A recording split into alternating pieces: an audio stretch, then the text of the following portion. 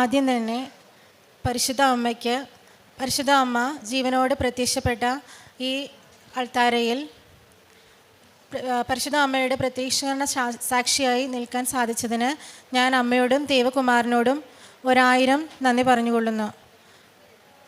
സാക്ഷ്യം പറയാൻ വൈകിയതിൽ ഞാൻ അമ്മയോട് മാപ്പ് അപേക്ഷിക്കുന്നു.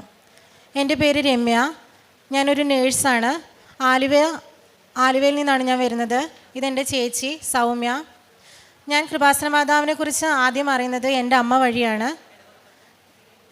എൻ്റെ ഇടവക വടകോട് കൊട്ടാരക്കര ഇടവകയാണ്. ഞാൻ ആദ്യമായി മാതാവിനെക്കുറിച്ച് അറിയുന്നത് എൻ്റെ അമ്മ വഴിയാണ്. ഞാൻ ആദ്യമായിട്ട് ഇവിടെ ഉടമ്പടി എടുക്കുന്നത് 2023 ഓഗസ്റ്റ് 8-നാണ്. അന്ന് ഉടമ്പടിയിൽ ഞാൻ വെച്ചിരുന്ന കാര്യങ്ങൾ, ഉടമ്പടിയിലായിട്ടും അല്ലാതെയും മാതാവ് എന്നെ ഒരുപാട് അനുഗ്രഹിച്ചിട്ടുണ്ട്. അതിലേറ്റവും പ്രധാനപ്പെട്ട കാര്യങ്ങളാണ് ഞാൻ നിങ്ങളോട് പറയുന്നത്. ഒന്ന്, എൻ്റെ വീട് ഒരു 1.25 സെൻറ്റ് സ്ഥലത്തിൽ ചെറിയൊരു വീടായിരുന്നു. അപ്പം സ്ഥല സൗകര്യങ്ങൾ വളരെ കുറവായതുകൊണ്ട് ഞാൻ മാതാവിനോട് പ്രാർത്ഥിച്ചിരുന്നു, മാതാവേ എനിക്ക് ആ വീടിനോട് ചേർന്ന് തന്നെ ഒരു 5 സെൻറ്റ് സ്ഥലമെങ്കിലും ലഭിക്കാൻ അമ്മ എന്നെ സഹായിക്കണമേ എന്ന് ഞാൻ പ്രാർത്ഥിച്ചിരുന്നു. അതിൻ്റെ ഫലമായി ഒരു സ്ഥലം പോയി കാണുകയും അവിടെ പക്ഷെ ഞങ്ങൾക്ക് സാമ്പത്തിക മേഖലയിൽ ഒരുപാട് ബുദ്ധിമുട്ടുള്ളത് കൊണ്ട് ആ സ്ഥലം ഞങ്ങൾക്ക് വാങ്ങിക്കാൻ പറ്റുമോ ഇല്ലെന്ന് ഉറപ്പുണ്ടായിരുന്നില്ല. അപ്പോഴാണ് എൻ്റെ അമ്മ പറഞ്ഞത്, കൃപാസനത്തിൽ നിന്ന് കൊണ്ടുപോയ ഉപ്പ് ആ സ്ഥലത്തിട്ട് പ്രാർത്ഥിക്കുക, നമുക്ക് മാതാവ് അത് സാധിച്ചു തരുമെന്ന് വിശ്വസിച്ച് പ്രാർത്ഥിക്കുക എന്ന് അമ്മ പറഞ്ഞു. അതിൻ്റെ ഫലമായി ഞാൻ ഇവിടുന്ന് കൊണ്ടുപോയ ഉപ്പ് അവിടെ ഇട്ട് പ്രാർത്ഥിച്ചു, വിശ്വാസ പ്രമാണം ചൊല്ലി പ്രാർത്ഥിച്ചു. കുറച്ച് നാൾ കഴിഞ്ഞപ്പോഴത്തേക്ക് ഞങ്ങളുടെ സാമ്പത്തിക മേഖലയിൽ ഞങ്ങൾക്ക് കുറച്ചും കൂടി മാറ്റം വന്നു. ഞങ്ങൾക്ക് ആ സ്ഥലം വാങ്ങിക്കാൻ കഴിഞ്ഞു. അതിനേക്കാൾ ഉപരിയായി 1 വർഷത്തിന് ശേഷം ഒരു 10 സെൻറ്റ് സ്ഥലം കൂടി മാതാവ് എനിക്ക് തന്നു അനുഗ്രഹിച്ചു. ഞങ്ങളെ ഒരു സാധാരണ കുടുംബമായ ഞങ്ങൾക്ക് അത്രയും വലിയൊരു അനുഗ്രഹം ഞങ്ങൾക്ക് സ്വപ്നം പോലും കാണാൻ സാധിക്കാത്തതായിരുന്നു. പക്ഷെ അമ്മ മാതാവ് എൻ്റെ പ്രാർത്ഥന കേട്ടു. ഞാൻ ചോദിച്ചതിലധികമായി മാതാവ് എനിക്ക് തന്നു. രണ്ടാമതായി, എൻ്റെ വീടിൻ്റെ അടുത്ത് തന്നെ എനിക്കൊരു ജോലി കിട്ടുവാൻ വേണ്ടി ഞാൻ മാതാവിനോട് പ്രാർത്ഥിച്ചിരുന്നു. ഏശയ്യ 59:1, രക്ഷിക്കാനാകാത്ത വിധം എൻ്റെ കരം കുറുകിപ്പോയിട്ടില്ല, കേൾക്കാനാകാത്ത വിധം എൻ്റെ കാതുകൾക്ക് മാന്യം സംഭവിച്ചിട്ടില്ല എന്ന വചനം ഞാൻ ഏറ്റുപറഞ്ഞ് പരിശുദ്ധ ജപമാല ചൊല്ലി പ്രാർത്ഥിച്ചു. അതിൻ്റെ ഫലമായി ഞാൻ അടുത്തുള്ള ഹോസ്പിറ്റലിൽ തന്നെ എനിക്ക് ഇൻ്റർവ്യൂ അറ്റൻഡ് ചെയ്യാനും അവിടെ സെലക്ഷൻ കിട്ടുവാനും ഞാൻ ആഗ്രഹിച്ച ഡിപ്പാർട്ട്മെൻറ്റിൽ തന്നെ എനിക്ക് ജോലി ലഭിക്കുവാനും സാധിച്ചു. മൂന്നാമതായിട്ട്, എൻ്റെ ഹസ്ബൻഡ് ആർമിയിലാണ് വർക്ക് ചെയ്യുന്നത്. കഴിഞ്ഞ യുദ്ധമുണ്ടായ സമയത്ത്, ഇന്ത്യ പാകിസ്ഥാൻ യുദ്ധമുണ്ടായ സമയത്ത് എൻ്റെ ഹസ്ബൻഡ് പഞ്ചാബിലായിരുന്നു. അപ്പോൾ ഞാൻ ഉടമ്പടി പുതുക്കുന്ന സമയമായിരുന്നു. അപ്പോൾ ഞാൻ ഇവിടെ വന്ന് മാതാവിനോട് പ്രാർത്ഥിച്ചു, ഉടമ്പടിയിൽ എഴുതി വെച്ചു, മാതാവേ ഇന്ത്യയും പാകിസ്ഥാനും തമ്മിലുള്ള യുദ്ധത്തിൽ ആർക്കും യാതൊരു ആപത്തും വരാതെ, പ്രത്യേകിച്ച് ഡിഫൻസിൽ വർക്ക് ചെയ്യുന്നവർ നേരിട്ടോ അല്ലാതെയോ അതിൽ പങ്കെടുക്കുന്നവർ ആർക്കും ഒരു ആപത്തും വരാതെ നിരീക്ഷിക്കണമേ. ഇത് ഒരുപാട് നാൾ നീണ്ടുപോകാതെ സമാധാനപരമായ ചർച്ചയിലൂടെ അവസാനിക്കുവാണമേ എന്ന് ഞാൻ കരഞ്ഞു പ്രാർത്ഥിച്ചു. അങ്ങനെ ഇരിക്കെ ഞാൻ ഹസ്ബൻഡിനോട് രാത്രി സംസാരിച്ചുകൊണ്ടിരിക്കുമ്പോൾ പെട്ടെന്നൊരു സൈറൻ മുഴങ്ങുന്നത് ഞാൻ കേട്ടു. അത് ഒരു അപകട സൂചനയാണ് എന്ന് എനിക്കറിയാമായിരുന്നു. അപ്പോൾ ഞാൻ ഹസ്ബൻഡിനോട് കരഞ്ഞു പറഞ്ഞു, പോവരുത്, എനിക്ക് പേടിയാണ്, പോവരുത്, ഫോൺ വെക്കരുത് എന്ന് ഞാൻ ആവർത്തിച്ച് പറഞ്ഞു. പക്ഷെ ഹസ്ബൻഡ് പറഞ്ഞു, അങ്ങനെ ചെയ്യാൻ പാടില്ല, കാരണം എൻ്റെ ജോലിയാണിത്, ഞാൻ എൻ്റെ രക്ഷ പോലും നോക്കാതെ മറ്റുള്ളവരെ രക്ഷിക്കുക എന്നതാണ് എൻ്റെ ദൗത്യം എന്ന് പറഞ്ഞു. ഞാൻ ആവർത്തിച്ച് പറഞ്ഞിട്ട് പോലും ഹസ്ബൻഡ് കേട്ടില്ല. എന്നോട് പറഞ്ഞു, ടെൻഷൻ ആവേണ്ട, നീ പ്രാർത്ഥിക്ക്, ഞാൻ വരുമ്പോൾ നിന്നെ തിരിച്ച് വിളിച്ചോളാം, ഇല്ലെങ്കിൽ നീ ഉറങ്ങിക്കോളാം പറഞ്ഞു. ഞാൻ പറഞ്ഞില്ല, ഞാൻ ഉറങ്ങില്ല, തിരിച്ച് വന്ന് എന്നെ ഫോൺ ചെയ്യാതെ ഞാൻ ഉറങ്ങില്ല എന്ന് പറഞ്ഞു. ഞാൻ ആ നിമിഷം മുതൽ എൻ്റെ മാതാവിനോട് പ്രാർത്ഥിക്കാൻ തുടങ്ങി. മാതാവേ, നിൻ്റെ സംരക്ഷണ വലയം അവരായിരിക്കുന്ന സ്ഥലത്ത് ആ യൂണിറ്റിൽ ഫുള്ളും നീ ഉണ്ടാവണം, അവർക്ക് ആർക്കും ഒരു ആപത്ത് വരാതെ നീ കാത്തുകൊള്ളണം. പ്രത്യക്ഷീകരണ പ്രാർത്ഥന ചൊല്ലി ഞാൻ പ്രാർത്ഥിച്ചു. മാതാവേ, ഞങ്ങൾ ഒരുമിച്ച് കണ്ടുമുട്ടുന്നതിൽ വരെ ഞങ്ങൾക്ക് ആർക്കും ഒരു ആപത്തും വരാതെ നീ കാത്തുകൊള്ളണമേ എന്ന് ഞാൻ പ്രാർത്ഥിച്ചുകൊണ്ടേയിരുന്നു. ഒരു 3/4 മണിക്കൂർ കഴിഞ്ഞപ്പോഴത്തേക്ക് ഹസ്ബൻഡ് എന്നെ വിളിച്ചിട്ട് പറഞ്ഞു, കുഴപ്പമില്ല, നീ ഉറങ്ങിക്കോ, അതൊരു ട്രയലായിരുന്നു എന്ന് പറഞ്ഞു. 2 ദിവസം കഴിഞ്ഞപ്പോഴത്തേക്ക് ആ യുദ്ധം അവസാനിപ്പിച്ചു സമാധാനപരമായ ചർച്ചയിൽ.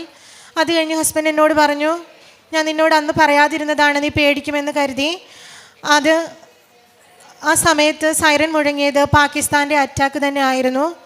ആ യൂണിറ്റിൻ്റെ മുകളിലായിട്ട് ഡ്രോൺ ഒരു 10 മിനിറ്റോളം ടൈം അവിടെ റൗണ്ട് ചെയ്തുകൊണ്ടേയിരുന്നു. ആ സമയത്ത് അതിന് സെൻസിറ്റീവായിട്ടുള്ള കാര്യങ്ങൾ, ഒന്നെങ്കിൽ ഹീറ്റ് അല്ലെങ്കിൽ ലൈറ്റ്, അതിനാഗിരണം ചെയ്യാൻ പറ്റിയിരുന്നെങ്കിൽ ഉറപ്പായിട്ടും അവിടെ ഒരു മിസൈൽ പതിച്ചേനെ. പിന്നീട് എനിക്ക് എൻ്റെ ഹസ്ബൻഡിനെ ജീവനോടെ കാണാനേ പറ്റില്ലായിരുന്നു. ഹസ്ബൻഡ് എന്നോട് പറഞ്ഞു, ഇനി തിരിച്ചു വന്ന് നിന്നെ വിളിക്കാൻ പറ്റുമെന്ന് പോലും ഞാൻ കരുതിയില്ല. ഞങ്ങൾ ഇനി നാളെ രാവിലെ പകൽ കാണുമെന്ന് പോലും വിചാരിച്ചില്ല. പക്ഷെ അത് ഒരു 10 മിനിറ്റോളം ആ റൗണ്ടിന് ചുറ്റും, ആ യൂണിറ്റിന് ചുറ്റും കറങ്ങിയിട്ട് ഒരു യൂണിറ്റിൻ്റെ മതിലിന് തൊട്ടപ്പുറത്ത് 100 മീറ്ററിനപ്പുറത്ത് പോയി ആ മിസൈൽ പതിച്ചു. അത് എൻ്റെ അമ്മ മാതാവിൻ്റെ പ്രത്യേക കരുതലും സംരക്ഷണമാണെന്ന് ഞാൻ പൂർണ്ണമായിട്ടും വിശ്വസിക്കുന്നു. ഇതുപോലെ തന്നെ ഒരുപാട് വിഷമഘട്ടങ്ങളിൽ ഞാൻ എൻ്റെ മാതാവിനെ ഞാൻ സമർപ്പിച്ച് പ്രാർത്ഥിച്ചിട്ടുണ്ട്. അപ്പോഴെല്ലാം എൻ്റെ മാതാവ് എന്നെ സഹായിച്ചു. ഇത് എൻ്റെ ചേച്ചിയാണ്, സൗമ്യ. ചേച്ചിക്ക് ആദ്യമേ ഒരു കുഞ്ഞുണ്ടായി. അത് കഴിഞ്ഞ് 4 വയസ്സ് പിന്നീട് ഒരു കുഞ്ഞുണ്ടായപ്പോൾ ആ കുഞ്ഞിന് ഞങ്ങൾക്ക് 21 ദിവസമേ കിട്ടിയിട്ടുള്ളൂ. ഒരു ബ്ലഡ് ഗ്രൂപ്പിൻ്റെ പ്രശ്നം കാരണം കുഞ്ഞ് മരിച്ചുപോയി. അതിനുശേഷം ഡോക്ടർമാർ പറഞ്ഞു, ഇനി പ്രഗ്നൻ്റ് ആവരുത്, ആയാലും കുഞ്ഞിനെ നമുക്ക് ആരോഗ്യപരമായി കിട്ടുന്ന കാര്യം സാധ്യമല്ല എന്ന് പറഞ്ഞു. അപ്പോൾ ഞാൻ അങ്ങനെ ഇരിക്കെ ഞങ്ങളുടെ അമ്മ പറഞ്ഞു, മനുഷ്യനാൽ അസാധ്യം ദൈവത്തിനാൽ സാധ്യമാണ്, ഇവിടെ വന്ന് ഉടമ്പടി എടുത്ത് പ്രാർത്ഥിക്കുക, മാതാവ് നമ്മളെ കൈവെടിയില്ല എന്ന് അമ്മ ആവർത്തിച്ചു പറഞ്ഞു.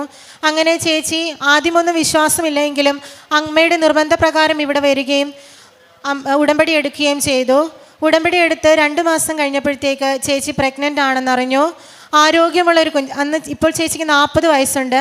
പക്ഷേ പ്രായത്തിൻ്റെതായ ഒരു ബുദ്ധിമുട്ടുകളും കൂടാതെ ആരോഗ്യമുള്ള ഒരു കുഞ്ഞിനെ ദൈവം തന്ന് അനുഗ്രഹിച്ചു. കാരുണ്യപ്രവർത്തികളിൽ ഞാൻ എൻ്റെ വീടിൻ്റെ അടുത്ത് തന്നെ ബ്ലൈൻഡ്സിൻ്റെ ഒരു മഠമുണ്ട്. കൗമാരക്കാരൻ മുതൽ പ്രായമായ അമ്മമാർ വരെ അവിടെയുണ്ട്. 20ഓളം മെമ്പേഴ്സ് അവിടെയുണ്ട്. ഞാൻ എല്ലാ മാസവും അവരെ വിളിച്ചന്വേഷിച്ച് അവരുടെ ആവശ്യങ്ങൾ ചോദിച്ച് എന്നെക്കൊണ്ടാവുന്ന വിധം ഞാൻ അവരെ സഹായിക്കാറുണ്ട്. മറ്റുള്ളവർ ഞാൻ ആരെങ്കിലും എവിടെയെങ്കിലും വെച്ച് കാണുമ്പോൾ എൻ്റെ സഹായം അവർക്ക് ആവശ്യമുണ്ട് എന്ന് എനിക്ക് തോന്നുമ്പോൾ ഞാൻ അവരെ ഫുഡ് വാങ്ങിക്കൊടുക്കുകയോ അല്ലെങ്കിൽ എൻ്റെ കയ്യിലുള്ള രീതിയിൽ ഞാൻ അവരെ സഹായിക്കുകയും ചെയ്തിട്ടുണ്ട്. ഇവിടുന്ന് കൊണ്ടുപോകുന്ന കൃപാസന പത്രങ്ങൾ വീടിനടുത്താണെങ്കിലും ദൂര സ്ഥലങ്ങളിലാണെങ്കിലും ഞാൻ കൊണ്ടുപോയി കൊടുക്കാറുണ്ട്.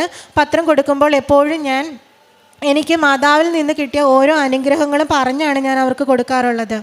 ആത്മീയ ജീവിതം, ഞാൻ ഉടമ്പടി എടുക്കുന്നതിന് മുമ്പേ ആത്മീയ ജീവിതത്തിൽ എനിക്ക് ഒരുപാട് തകരാറുകളുണ്ടായിരുന്നു. ഉടമ്പടി എടുത്തതിന് ശേഷം ഞാൻ 2 ആഴ്ചയ്ക്കുള്ളിൽ ഞാൻ കുമ്പസാരിച്ച് കുർബാന സ്വീകരിക്കാൻ ശ്രമിക്കാറുണ്ട്. കഴിയുന്ന ദിവസങ്ങളിലെല്ലാം ഞാൻ കുർബാനയ്ക്ക് പോകാറുണ്ട്.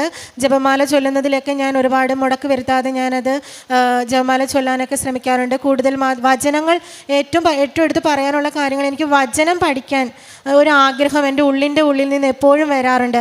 അതുകൊണ്ട് ഞാൻ എപ്പോഴും വചനങ്ങൾ പറഞ്ഞ് ജപമാല ചൊല്ലാൻ ഇപ്പോൾ എന്നെ ഒരുപാട് മാതാവ് സഹായിക്കുന്നുണ്ട്. ഞാൻ വിട്ടുപോയതാണ്, ഡ്രൈവിംഗ് ടെസ്റ്റിൻ്റെ സമയത്ത് എനിക്ക് നല്ല ടെൻഷൻ ഉണ്ടായിരുന്നു. അന്നത്തെ ദിവസം ഞാൻ ഇത് പാസ്സാകുമോ എന്നുള്ളൊരു ടെൻഷനിൽ തന്നെ എനിക്കത് അറ്റൻഡ് ചെയ്യാനായിട്ട് ഭയങ്കര ബുദ്ധിമുട്ട് തോന്നി. ആ സമയത്ത് ഞാൻ മാതാവിൻ്റെ കാശിരൂപം എൻ്റെ ഡ്രസ്സിൽ ഞാൻ പിൻ ചെയ്ത് വെച്ചിട്ടുണ്ടായിരുന്നു. അപ്പോൾ മാതാവിനോട് ഞാൻ പറഞ്ഞു, മാതാവേ, ഞാൻ കുഞ്ഞുങ്ങളെ ഇട്ടിട്ടാണ്, എൻ്റെ ഡ്യൂട്ടിയും കഴിഞ്ഞിട്ടാണ് ഞാൻ ഡ്രൈവിംഗ് പഠിക്കാൻ പോകുന്നത്. അപ്പം ഞാനിത് പാസ്സായില്ലെങ്കിൽ ഇനിയും ഞാൻ ഇതേപോലെ ഡ്യൂട്ടി അറേഞ്ച്മെൻറ്റും അതേപോലെ കുഞ്ഞുങ്ങളുടെ കാര്യങ്ങളിലെല്ലാം എനിക്ക് മുടക്ക് വരും. അതുകൊണ്ട് എൻ്റെ മാതാവേ, എനിക്ക് എല്ലാവർക്കും അറിയാം ഇപ്പോഴത്തെ ഡ്രൈവിംഗ് ലൈസൻസ് നമുക്ക് കിട്ടുക എന്ന് വളരെ പ്രയാസകരമായ കാര്യമാണ്. അപ്പോൾ ഞാൻ മാതാവിനോട് പ്രാർത്ഥിച്ചു. ഫിലിപ്പി 4:13 എന്നെ ശക്തനാക്കുന്നവനിലൂടെ എനിക്കെല്ലാം ചെയ്യാൻ സാധിക്കും എന്ന വചനം പറഞ്ഞു പ്രാർത്ഥിച്ചു. ജപമാല ചൊല്ലി പ്രാർത്ഥിച്ചതിൻ്റെ ഫലമായി അന്നേരം വരെ എനിക്കുണ്ടായിരുന്ന പേടി ഞാൻ ആ ടെസ്റ്റിന് കയറുന്ന സമയത്ത് എനിക്ക് അനുഭവിക്കാൻ പറ്റിയില്ല. ആരോ എൻ്റെ കൂടെ നിന്ന് എന്നെ ബലപ്പെടുത്തുന്നത്, നിനക്ക് പറ്റും, നിനക്ക് സാധിക്കുമെന്ന് പറഞ്ഞുകൊണ്ട് എന്നെ ആരോ ശക്തിപ്പെടുത്തുന്ന പോലെ എനിക്ക് ഉറപ്പുണ്ട് എൻ്റെ അമ്മ മാതാവ് തന്നെയാണ് എൻ്റെ കൂടെ വന്നത് എന്ന് ഞാൻ പൂർണ്ണമായി വിശ്വസിക്കുന്നു. ഇതുപോലെ തന്നെ എനിക്ക് ഒരുപാട് അനുഗ്രഹങ്ങൾ, എനിക്ക് ഇവിടെ പറയാൻ പറ്റാതെ പോയ ഒരുപാട് അനുഗ്രഹങ്ങളെ കുറിച്ചും ഞാൻ മാതാവിന് ഒരു കോടാനുകോടി ഞാൻ നന്ദി പറയുന്നു. അനുദിനം നമ്മെ താങ്ങുന്ന കർത്താവ് വാഴ്ത്തപ്പെടട്ടെ. ദൈവമാണ് നമ്മുടെ രക്ഷ, നമ്മുടെ ദൈവരക്ഷയുടെ ദൈവമാണ്. സങ്കീർത്തനം 66:19 പ്രാർത്ഥന കേൾക്കുന്ന സ്നേഹമാണ് ദൈവത്തിൻ്റേത്. സമൃദ്ധമായി സത്യസന്ധമായി ആത്മാർത്ഥമായി പ്രാർത്ഥിക്കുമ്പോൾ ദൈവം കേൾക്കുമെന്നുള്ള ഓരോ സാക്ഷ്യങ്ങളിൽ നിന്നും നമുക്ക് മനസ്സിലാക്കുന്നത് ദൈവത്തിൻ്റെ കരുണയാണ് നമ്മുടെ ജീവിതത്തിലെ അനുഗ്രഹങ്ങളുടെ ഉറവിടം. മരിയൻ ഉടമ്പടിയിലൂടെ നാം വിശ്വാസത്തോടെ നിയോഗങ്ങൾ സമർപ്പിച്ച് പ്രാർത്ഥിക്കുമ്പോൾ പരിശുദ്ധ അമ്മയുടെ മധ്യസ്ഥതയിലൂടെയാണ് നമുക്ക് ഓരോ കാര്യങ്ങളും ഈശോ നടത്തി തരുന്നത്. രമ്യ വർഗീസിൻ്റെ സാക്ഷ്യത്തിൽ നമുക്ക് മനസ്സിലാക്കുന്നതും ഈശോയും അമ്മയും കഴിഞ്ഞ് നൽകിയ അനുഗ്രഹങ്ങളാണ്. 1.25 സെൻറ്റ് സ്ഥലത്തുള്ള ഒരു വീടായിരുന്നു. ആഗ്രഹമുണ്ടായിരുന്നു. പരിശുദ്ധ അമ്മയുടെ സന്നിധിയിൽ വന്ന് പ്രാർത്ഥിച്ചു. കണ്ണീരോടെ പ്രാർത്ഥിച്ചതിൻ്റെ ഫലമായിട്ട് 10 സെൻറ്റ് സ്ഥലം വാങ്ങിക്കാൻ സാധിച്ചു.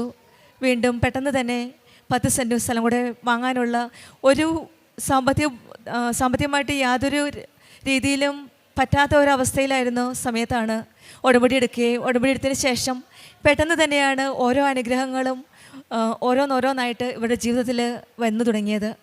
പിന്നീട് പറഞ്ഞത് ഹോസ്പിറ്റലിൽ തൊട്ടടുത്തുള്ള വീടിനടുത്ത് തന്നെ ഒരു ഹോസ്പിറ്റലിലേക്ക് സെലക്ഷൻ കിട്ടി.